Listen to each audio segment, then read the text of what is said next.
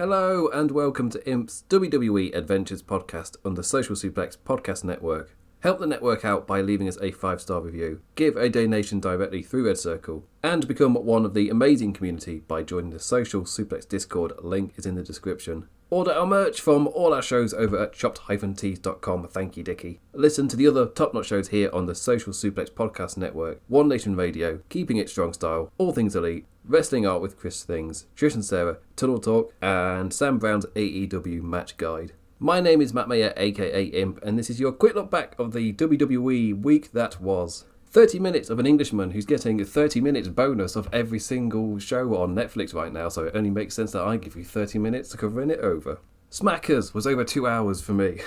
Monday Night Raw, just over 2.5 hours. But still, that's a lot. That's a lot of extra content, so you get 30 minutes of me telling you about it. This is what I watched, this is what I sat through.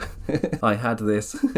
I'm not saying I didn't skip some of it. It's not quite in AEW territory. Like with AEW, you know when you are on break. With WWE, I'm not always clocking it yet. We are now into week 3 of the Netflix era for WWE, and we seem to have settled into a relatively okay groove. Data did come out that from the first episode on Netflix on Monday Night Raw to the second one, there was a drop of about 2 million viewers, but I don't know if that was live. Yeah, I know for me, for one, I didn't watch Raw until, what day was it? It was either Wednesday or Thursday. I finally got around to watching Raw. I watched live for that first big one. And even if they're saying my review, it's like, yeah, don't do that. Don't do that. Yeah, I have been heeding my own words. Not only did I not watch it live, I didn't watch it until like 3 days later. It's like, I'll get round to it. I'll get round to it eventually. I mean, I've got a deadline. I need to have watched it by Thursday because, I need to do my bloody recording and actually edit it and get it out by the end of Friday. So, I need to actually watch the thing. But yeah, so there was still ratings talk and things, it appears like. I mean, with Netflix, they can just, not say stuff, but I think they're trying to advertise specifically the live numbers for things, because they're trying to draw in advertisers for the live shows they're doing, and Monday Night Raw is advertisement heavy. It's very advertisement heavy. I will say, I've got no idea what's being advertised in terms of what kind of ads they're drawing in, so I don't know what level of stuff they're getting, purely because we don't get any of the ads over in the UK. Not even during the show, when they will shill something with a logo over the screen, they'll do something like that. It's like, yeah, they're muting that now. But anyway, let's jump on over to a relatively standard week of WWE, setting up Saturday night's main event, going to be taking place this Saturday. So next week's show will be Saturday night's main event and Monday Night Raw, so I won't be talking about SmackDown. I'm assuming I'm getting Saturday night's main event, and I'm assuming in America it's going to be on Peacock. You Americans kind of get shafted a bit where you got to pay the one price for Netflix and one price for Peacock, whilst for me it's just Netflix. Anyways, jump on over to Friday Night SmackDown. 2 hours, 4 minutes on Netflix for me, and half an hour less on USA for them. Jump on over to San Diego, California. Prettiest moonsault ever! My oh my, Tiffy time! The WWE Women's Championship, Tiffany Stratton versus Bayley. Depth of field, title match presentation and all for the Smackers main. Not a big 4K camera. It's all technique. It's all technique. I mean, it would look better with a big fancy camera, but you can get the same effect. It's just, putting a bit of effort into presentation and thinking about it. It looks good. I like it anyway. 15 minutes left on the show is a lot more positive amount to let this one flow. Well, I got 15 minutes, but that's because I'm a dirty European socialist.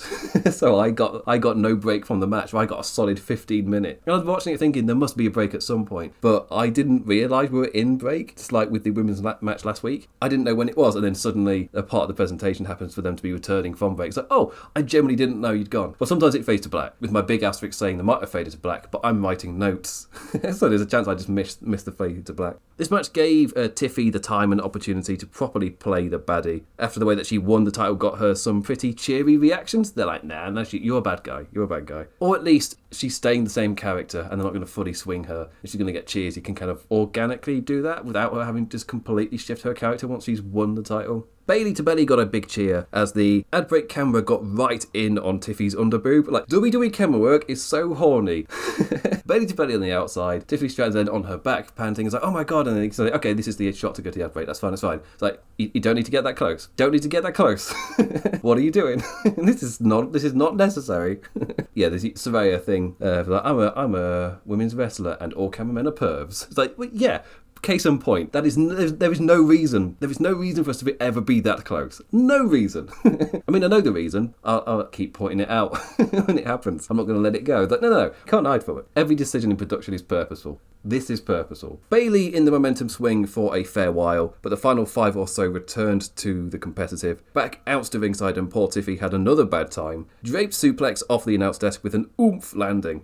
Cue the WWE telematch finish. Bayley jabbered with Roxanne Perez, who she been started an angle with in NXT. A tad more of a to and fro. Cartwheel into the Alabama that was blocked on the ringside, not halted this time, and immediately into the prettiest moonsault ever for a win in a lovely swift little finish. Honestly, we got a momentum halt, but I'm happy we just didn't get a Perez jump. Because again, I'd had like a pretty decent 15-minute stretch. It was relatively building up all right. For me, I enjoyed the flow of this one. I enjoyed the build of it.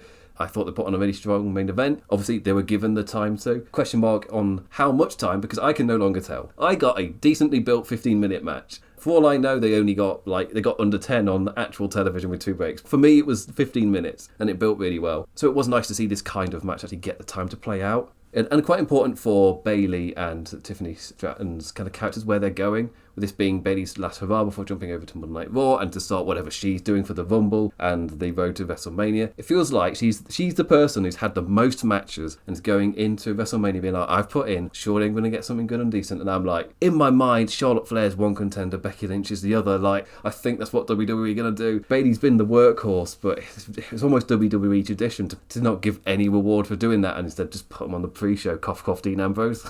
So it's just like, I would like to see that not happen to Bayley. I really would. I just don't see her having a title match. And with the lesser amount of matches on a WWE card right now, where do you put her? Especially when you've got some form of Bianca Belair, Naomi, Jade Cargill thing. That's another match taken up.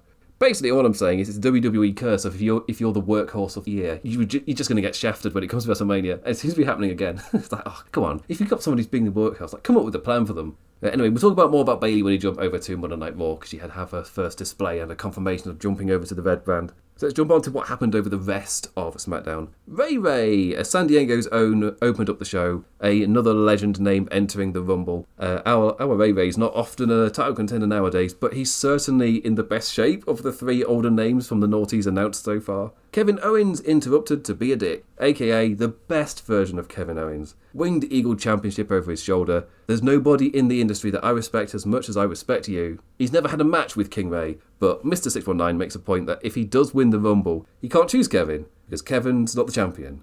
Cody's the champion. This angers the delusional Canadian enough to lose his cool. Remember, this is WWE. Going to get a lot more cartoony, silly storylines like this, treated seriously, but at the end of the day, you've got a man who delusionally is pretending to be a champion. It's a very silly villain thing. 619 attempt blocked, but after the ad break we got Aldis granting Ray the match with KO outside the doctors. Who should step out of said doctors? Good old Cody. Mic problems throughout as the crowd chanted, "We can't hear you," but it was grand for me on my Netflix. An amendment in the contract needed with both Cody and KO to sign. Paperwork, the most riveting part of wrestling. But we've got a contract signing segment for Saturday night's main event. That show, the first one they did was just a character showcase. And I feel like if that's going to be what it's going to be like going forwards, then having a contract signing on that kind of show is absolutely fine. That is absolutely okay. It's just a character showcase show. And you can sprinkle some story stuff in there, but it's really there to showcase the characters to an audience that probably doesn't watch as often. As for the match later, Kevin Owens versus Rey Mysterio, a nice touch with KO continuing to wrestle with the Dusty Rhodes red elbow pad on. He won with the pop-up powerbomb after he hit the referee into the ropes to make sure that a corner topped Ray, landed crotch first onto said corner. Winning in front of a crowd hot for their boy Ray. Cody made the attack after, but the Canadian escaped into the crowd and away from the champion's retribution. And also both titles will be relinquished ahead of the Rumble. And this was the night I truly felt it. They're telling me they're thinking about going with Jacob Fatu because they're doing the Triple H angles. So do you want a little bit of Fatu? This week they put Fatu on a plate and kind of just like pushed it forward a bit. It's like, okay. We think you might like this dish. We've been fermenting it, we've been letting it boil, but we're going to put it out a little bit and see what you think. Jimmy Uso remained pretty over, getting the walkthrough backstage entrance and all. On track to beat Carmelo Hayes after H1M ran his mouth, it's on his Titantron, ran his mouth like the cocky heel he is. And he was doing it whilst wearing Melo's shades, the cheek of him. But Jacob Fatu and Tama Tonga were there to interfere and DQ a match for the second week in a row, which brought out Solo, only for the crowd to keep on booing. It's like, okay, we've seen this segment before, and then maybe it's come back from the NAD break, they'll be doing the booing, they'll be sweetening the audio to make it seem like it's way hotter than it is. No, this time they went against the formula, and with that happening, he just dropped the mic and left, leaving Jacob and Tama just in the ring consider, like, what is this, how the bloodline ends? And it was Fatu who picked up the mic. So this is what it's come to her, tired of the hate, of the disrespect, and cutting a genuinely great, quick and hot, fiery promo warning. Like, you thought we were crazy. And I think I said it last week that I was way more interested in the packaging of Tama Tonga with Jacob Fatu than I was with Solo there. Suddenly you remove Solo, it's like, yeah, it still feels great. Yes, this really works. You've somewhat got the character intrigue of Solo. It's like, where on earth does he go now? But the far, far more interesting package is what if Jacob Fatu was leading the guys who were meant to be kind of ruthless and scary? Because it felt more like we were being told that Solo Sikoa was that guy. Because the other ones were like, okay, we want you to actually act like these dangerous, The likes of Tama Tonga and Jacob Fatu have been able to play those notes, so we felt it. So we feel it so much more when they say that line about being crazy, about being dangerous. Like, we've actively seen it and felt it. Well, with Solo Sikoa, we were always kind of told it once they started doing this angle. The part about that sucks the most is that they had done all the hard work to make you feel it during the whole Bloodline run, to a point where they've really heated Solo Sikoa up really well as that silent, scary dude. But the way they've done this turn just hasn't worked. But when one door doesn't quite work, there is also Jacob Fatu.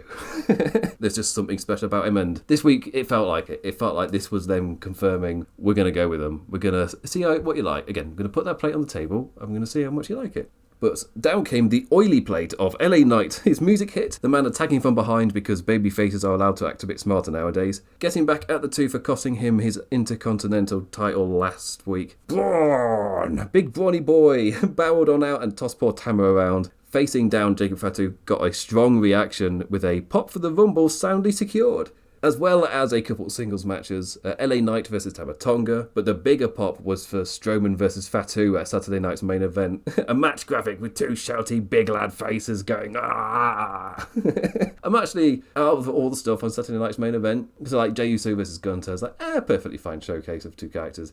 But Jacob Fatu, Braun Strowman, that's almost going to be guaranteed. I don't even know if it's going to be longer than 5 minutes. But if it's just 5 minutes of big barrel-chested boys going, just charging at each other with those big shouty faces. It's like, yeah, that'll be great. I'll absolutely adore it. I don't want any more from it. That's all I want. I want them to scream at each other. I want them to charge at each other. And I feel like it's a great match to just give Fatu a win over somebody like that. Give him this big explosive match against another big lad and shoot him into the Rumble with some momentum. And the kind of match which screams, he's not going to win the Rumble, but we are properly going to start heating him up over this year. Anyway, talking about putting triggers on things, we'll jump over to the other notes, because the first one is that Charlotte Flair got a return package. Me saying, they might do Tiffany Stratton versus Charlotte Flair, wasn't picked out of nowhere.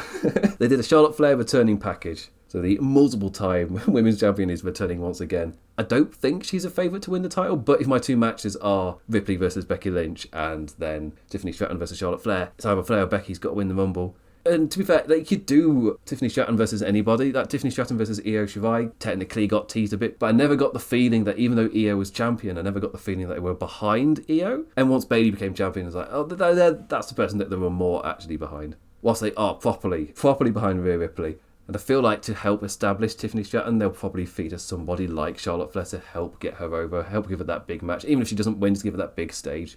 Also, it was ribbed on Raw, but we started with our commentary team walking into the arena from backstage before talking over the wrestlers walking in, because Monday Night Raw, Cole was like, we don't need to get our special, super character entrances like you do on SmackDown. Naomi and Bianca Belair continued to plant those little seeds for something to blow up once Jade Cargill makes her return. It could be in the Rumble. They could play that whole angle out in the middle of the Rumble. They faced Nia and Candice, winning after an accidental leg drop to Paul LeRae. Piper still continues to make me laugh in the security gimmick, so I guess not a bad time to remind me how I should take her seriously in the ring. She faced B-Fab in her display of warning, and Michin making a kendo stick save afterwards. My notes last week were a little incorrect and exposing my skipping, because Motor City Machine Guns actually faced Los Garza this week. Unless last week's effort was so unmemorable, I've generally forgotten it happened. Like, I'm not checking it. That destroys this entire bit if I factually find it out. Just says a lot about the current booking of the tag division in WWE that feels so throwaway at the moment that I'm genuinely forgetting what's happening each week, and every time it comes on my screen at the moment, I'm like, I can skip this. It's all about card placement and the language within that, and the language of film language stuff just telling me that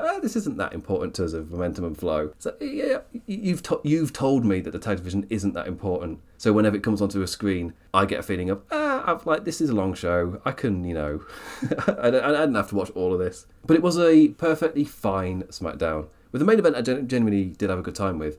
But it's getting characters into place for the Rumble. It's the build-up to the road. It's the road to the road. We're on a junction. We're not on a motorway. We're going to get there eventually. But we haven't got that long to go. We've got Saturday night's main event this Saturday, and then Monday Night Raw, and then it's the Rumble. So we've got very little time to actually go until it's time. So doing these little bubbling notes, that's perfectly okay. The one thing I will say is, compared to the men's, felt like they've really stacked the Rumble to really give it that big gravitas to it, with all of those huge names involved in it, and there could be other names still to be announced. But when you compare that to the women's, there's maybe 2? Maybe. I'm trying to think. My assumption is they're subtly saying that Charlotte Flair's going to be in the Rumble. They might even say that on SmackDown. Let's just be a lot more forward with it this time. Bayley got to outwardly say it. Nia Jax is probably going to be put in there, but we're doing Rhea Ripley versus Nia Jax at Saturday night's main event, so that's somewhat been held off. So I'll count Nia Jax as number 3. But still, it feels like they've really not put anywhere near the same amount of effort into the women's Rumble. And that somewhat kind of screams the way that the women's division as a whole kind of feels. I guess since Ripley got injured, it's kind of bubbled a bit in this direction, where it's been all right, but it's not really felt like massively important. They've really, really elevated the men. So I will say, in terms of like the booking of the men's, with both their Rumble and both of their world title stuff, they've put a lot of effort into that in terms of just keeping that important feel and doing all those little things to give it that gravitas. That whatever Cody's doing feels incredibly important. As I joked about last week, they're pulling when Roman's not in the room, everybody must be talking about what they think of Roman. They were pulling that, telling to build Roman up and him feel better. But they've done a lot to kind of build up the Rumble. They've done a lot to build up the men's division. But you don't see that same effort elsewhere. And I would like to. I'd like to see it, trickle to other parts of the show to make me care about this other stuff. Because the women's division at the moment, it's not boiling hot. You got some white hot characters, and I think giving Ripley the title is like part 1 of bubbling that proper. But they've got that little problem of, because they haven't really built up much of a division around Ripley. Like, she had a big feud with Liv Morgan, but who else is there? Who else does she then go to? Once she's done with Liv Morgan, who is there to face? I guess you've got to bring over the likes of Bayley and Nia Jax, just because there isn't anyone. And SmackDown, you can bring back Charlotte Flair, and that kind of immediately was, because you've had Naomi and Bianca Belair bubbled with Jade Cargill in the tag division. Now you get into WrestleMania season, you can actually fire them properly and actually build something up. I just like to see some progression and effort put in. It's basically what I'm saying. But yeah, anyway, let's jump on over to Monday Night Raw. Week 3, live on Netflix. Dallas, Texas. 2.5 hours long. It's crazy to say for me that it's only 30 minutes longer than SmackDown. But yeah, they've got a 3-hour block, but they used 2.5 of it this time, which I'm absolutely fine with that. I'm absolutely fine with the actual runtime at the end of it, once all the adverts are cut out, only being 2.5 hours. Like, that's far better than my worry from that first episode they did. I was like, whoa, there's a lot going on here. I was like, oh, no, they've dialed it back. I don't know how much of that 3 hours they're using live, but recorded, it's a lot easier to get through. Still overstays its welcome. I still struggle with that 3rd hour every time. But I will say, these first 3 weeks on Netflix, I've not struggled with them as much as I was when it was a TV product. But still, 2 hours is best. Anyway, jumping over to Monday Night Raw. Went for it again. Seth Rollins floats up over the top. Jackknife covered by Rollins now. Shoulders are down. Rollins got it! Rollins got it! The main event in Dallas, Texas, Seth Rollins versus Drew McIntyre. The man given 20 minutes to have their angry dance. I mean, it was 28 when Seth came out. Like, just to show you the level of time wasting on these Netflix Raws so far.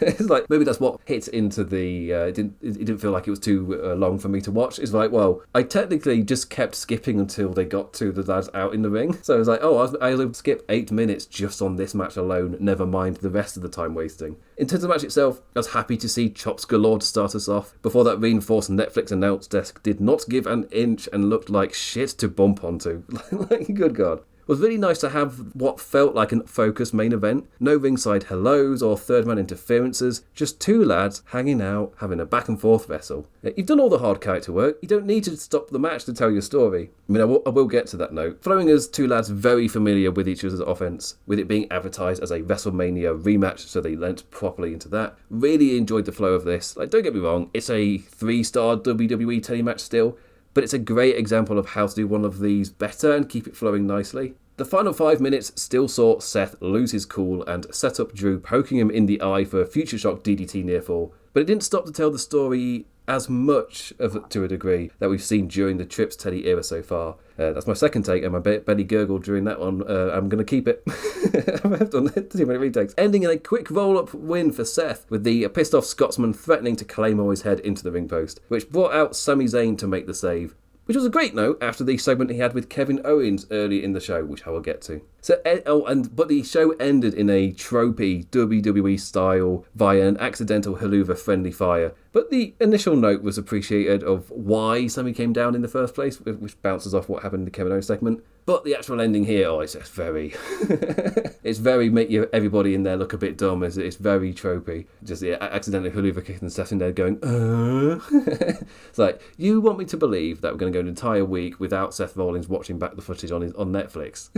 It's like, no. For me, that's perfect advertising in a way. On the show itself, one is like, oh, I went on Netflix and I watched then I watched Monday Night Raw and I see the thing. It's like, yeah, you did product integration advertisement by just saying that he was watching Netflix and then he decided to put Raw on and saw what happened. Or, he do the standard, I'm angry at you because you kicked me, but it's an accident, but I'm still angry. Like, no, please don't give it me. But this did make, for me, 2 fun main events where I generally just got invested and had a decent time. Nothing blow away, which is kind of what I meant with the 3-star chat, but it's relatively standard for a WWE main event, but showing you how to do it. If you're going to stop the match to tell your story, have it be quick, have it immediately fold back into something happening in the match. I'm not a big fan of the match fully stopping to tell the story. It's like, no, you don't need to do that. You can tell this in the match. So it still technically was, they stopped the match, focused in close-up, Seth delivered dialogue, but then it immediately snaps back into the match. So it's not as bad as we've seen in more recent times. Before we get to the Zayn Owens thing, let's talk about Jey Uso, the number 1 contender for Saturday night's main event. And Uso kicked off the show, getting the crowd to yeet and cheer. It's always nice to just immediately know that I'm able to skip 7 minutes. Ding, that 17 minutes skipped on just entrance shit. if you're totaling it up. That's never mind adverse, I've already found 15 minutes I skipped. Yeah, 7 minutes into the show, and I know nothing has happened. I can get into the atmosphere, but also it's 7 minutes till he's actually speaking into the mic. Then the lad only got halfway through his second line before the World Heavyweight Champion Gunter came out and went, fuck that, and just strolled on out. A promo segment hitting on the exact same notes from last week. Gunter not liking Jey dancing and partying like a company mascot. Not gonna lie, this story is doing so much to rehab the damage of insecure Gunter from the champion's previous feud. The sentiment is still there and has very much damaged his reign. I do not know why they went that way. But this is by far the better way to present the lad. One of us has main evented WrestleMania, and it ain't you. Got to the Austrian, and a brawl ensued. End segment. Match is Saturday. Quick little feud. That's why I'm not ribbing on it too much. It's like, but technically, what if it's not? It's like, it's a Saturday night's main event showcase title match. Like, it doesn't matter. Like, it's fine. This is an exactly perfect kind of build for a match that's really just there to showcase the champion to the Saturday night audience. Like, that's all right.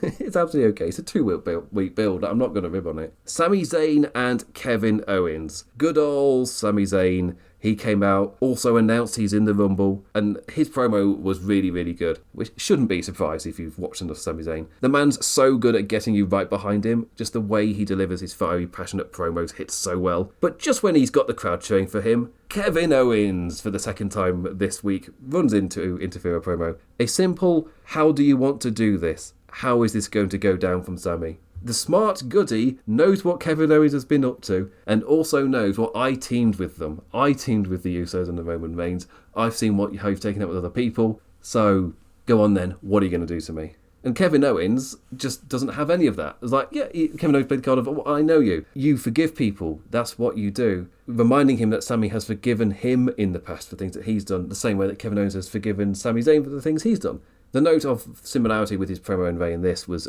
telling the lad he believes he can win the Rumble and face him at WrestleMania. Dangling the carrot, as long as I walk out of the Royal Rumble as the WWE Champion, with an added, I've got your back. You're my best friend. I know if I need your help, you'll be there. So with the manipulation into Sami, it's like, yeah, you will help me out. I know you will. Which is, for me, that is the note needed for him to actually properly turn on Sami. I really do like they did this, because this can really fire into the WrestleMania match between them if they do that. Where, I feel like they set it all up. I feel like it's perfect to do it. They've done the groundwork. This is the note that was needed. To be fair, if they hadn't done this note and they just went ahead with the feud, I might have said something similar to, it's not quite as hot as I would have liked it to have been. But I don't think I would have been able to pinpoint why. This is a segment that makes it. And hopefully I will remember this within like 3 or 4 months' time after the WrestleMania match. But for me, this is the segment that suddenly, like, character-wise and heat-wise, sets everything up. This is so needed. You could insinuate this segment or something like a sentiment like this, but actually giving it to us, I feel like you can now pinpoint it and point to it. Because Kevin Owens, like, he's seen Sami Zayn, like, forgive Roman Reigns and help him out. But that's what Sami does. He forgives people. Like, he knows, just like in the past, like, he doesn't have to take much of an insult from it, because he knows that Sami Zayn is also going to forgive him and help him out at the Rumble. Right? So that's when the interesting note happens of Sami Zayn does not help Kevin Owens at the Rumble. Then how does Kevin Owens take it? Then who does he lash out at? I was like, well, Sami Zayn, obviously.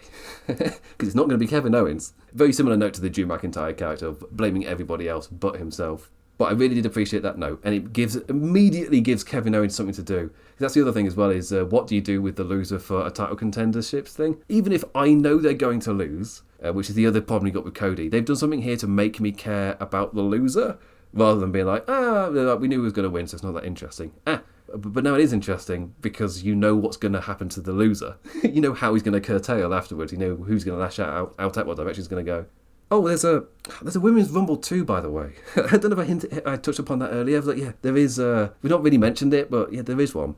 Busy Bayley went from Raw last week to NXT to Smackers and back to Raw again. Now officially on the Red Show and declaring for the Rumble. The sound cut out half of Nia's lines, but I got the gist. Like, she's in the Rumble too. The match was like Roxanne Perez at ringside again as she does the same tour Bayley's doing. Like, hey, where's the Perez praise for making all these shows too? Jazz mucked up a back bunt drop and landed on the poor lass's arm bent under. Oh, poor Bayley. Damn it, she doesn't make it easy to applaud her improvement sometimes. Much improved, but still Nia Jax. The crowd still got properly behind the finish and Bayley flows, so no negative too big really. Like, I'm not on Twitter anymore, but I'm assuming they kicked up more about the spot with the arm more than it actually was necessary. After the match, Rhea Ripley charged on out to brawl with Jax. After Jax attacked our Aussie champion backstage during the show starting walk-ins at the beginning, Rhea on that stiff Netflix announced desk shouting for a match at Saturday night's main event. I'm assuming that's so they can give Rhea Ripley a title match and showcase her on the NBC platform on Saturday night, and then also put Nia Jax in the Rumble as like someone big to try and get over. New Day finally on the telly. JBL, the special guest Texan commentator for Kofi's match against Rey Mysterio. New Day's music hit and the two immediately cut that off. Like, no, we told you we're not using that anymore. Working perfectly to immediately incite New Day sucks chants as they cut their promo down to the ring. The heat is still hot. This is still by far the best angle WWE are doing right now. And you know Kofi's heel because he's wearing black jeans. And also shaved his mustache. Only a villain would don a mustacheless beard. The match itself gave Kingston lots of time to draw boos with plenty stompy. Woods grabbing Ray Ray's ankle halted the 619 but got himself kicked out. Only for Mysterio to nail it anyway. Knees up kept the ball rolling, but Kofi was all on his lonesome. Into a nifty, unique little counter win. SAS leant back out of as Kofi flipped forwards to hit the move. Ray just hooked a man's leg and snatched the win. Post-match beatdown broken up by LWO. And I'm very much looking forward to whatever New Day do in the Rumble. I feel like there's one note where they can feel ostracised and pushed out by them not being in the Rumble. And he can say, well, you've been losing matches as well. You're not just everybody against you, but you're actively losing matches. So why would you qualify for the Rumble? But also, the thing that's far more interesting to me is if I would put them in the Rumble, specifically put Kofi in. So he can specifically not do a Kofi spot and you highlight the fact of that away, it's just a very different style. Or somebody else tries to do the Kofi spot and he stops them. So that's the other thing where he doesn't technically need to be in the Rumble for that. I would prefer for him to be in the Rumble, but, you know, you'll get a massive pop if somebody tries to do a Kofi spot and then he's just ringside and stops them. Or he pops up from the crowd and does it. That would get a huge reaction. I reckon people would love that type of thing. And on to the other notes from Monday Night Raw. I do still have to get used to Cole plugging a tasty Snickers, but I can't hear him. I know he's doing it. I can hear him in spirit. No fear, I still saw him doing the yeet dance. Like a drunk granddad at a wedding, called Barrett. Oh, bloody hell, he's not even a dad level anymore. The man talking about former football players in WWE got our first mention of John Laurinaitis since the lawsuit. Aside from boo, all I'll say is Shifting gears without a good transition, CM Punk got up to be in Jackie's arena interview area. A promo running through the other lads declared for the Rumble. You put Hulk Hogan in there and I'll throw his dusty ass out over the top rope. That was a much better read of the room regarding Hogan than stuff the WWE themselves are doing. just the way that he felt like he was feeding off the crowd, and as soon as he said it was like, yeah, that's the actual kind of attitude towards Hogan at the moment. I'm European, so on top of free healthcare, what other bonuses do I get? JBL making his entrance, shaking hands with other men in cowboy hats behind the commentary desk. Is that like honking the horn to other truck drivers? Karrion Kross was out in the crowd with Jackie, addressed the Wyatt Six, popping off to Smackers before switching to Sami. The crowd didn't seem to care for Kross that much. Ludwig Kaiser out in the crowd. Just like Gunter, he's not that impressed. But he ended on Penta, getting Dallas prepared for the lad and hinting at Ludwig Kaiser being Penta's next. I also got to see Pete Dunne make his entrance, and he got the crowd to boo with his Birmingham. And that's it for the bonuses. Nothing crazy this week. There's a bunch of arena interviews and a few entrances. Penta had his second showcase match against Pete Dunne. American Made got to deliver their mission statement for the year as well, all four going after gold. Honestly, liking the nudge to making it truly about struggling against the lucha style for Chad rather than, I haven't got a problem with luchadors, I promise. Which is how I jokingly read it when it was the debut for Penta, and the way that we were building that up in the weeks leading up to it. So I feel like this was a much better way to show that it's specifically about the style, and he's trying to find a coach person to help him with that. And that leads him to Dominic Mysterio, who gave Chad a mystery contact to helping out in exchange for a future favour. As for Penta versus Peter, we got full Netflix budget Spiral Pyro. The folk who owned the rights to his masks didn't let AEW sell them, but they are letting WWE do it now. The WWE crowds have immediately taken to his mannerisms. This match was a lot more like your standard competitive showcase compared to last week that leaned heavier on the competitive side, given it was Gable. The audience again loved the running destroyer, plus loved the way they filmed Penta's tope, with the camera positioned right next to the apron to look up and follow the man as he flew overhead. Made him look really, really cool. And finally, the Pure Fusion Collective continue to somehow be lesser than the sum of their parts. No entrance as they faced Io and Dakota Kai. Not even me, not even for bonus content European. Like, nope, no entrance for you. Turns out when I wasn't watching over Christmas, they wrote Kyrie out via a Pure Fusion segment. Let's see, it really does sound like I'm describing a shaving ad. If they did a Pure Fusion segment, it's like, yeah, you're advertising razors or something. One note. Jesus Christ, Zoe Stark hit arguably the best looking missile dropkick I've ever seen her hit. Go watch it. Even I wound it back. I went, oh, Jesus. I wound that back as that, yeah, that was excellently done. But again, Monday Night Raw, a perfectly fine show, bubbling stuff up, getting characters into their right places. Like, it doesn't feel, in terms of like super exciting or white hot. Again, it's Triple H thing, but it does feel competent and it makes sense. And you know that when you get to the Rumble, all of these pieces are purposely building something. But they're playing all the right notes to build for the Rumble. It just doesn't mean that, it's super exciting as we're doing that build. It's all blocks that I go, oh yeah, that's good. But that's the thing with the 3-hour show, is even when you got some amazing segments, again, like the Kevin Owens Sami Zayn thing, which I was applauding, like the main event that I was applauding. To be fair, I wasn't even that down on the Jey Uso Gunter stuff, CM Punk's little interview. Like, that's all fine. Like, they were all good segments. But the show as a whole, because it's 3 hours, drags and outstays its welcome. So overall, I'm like, it's fine. Even though, if I were to like individually watch these clips on TikTok, I'm European, I can still do that. Oh no, you can do it in America. It was all a scam.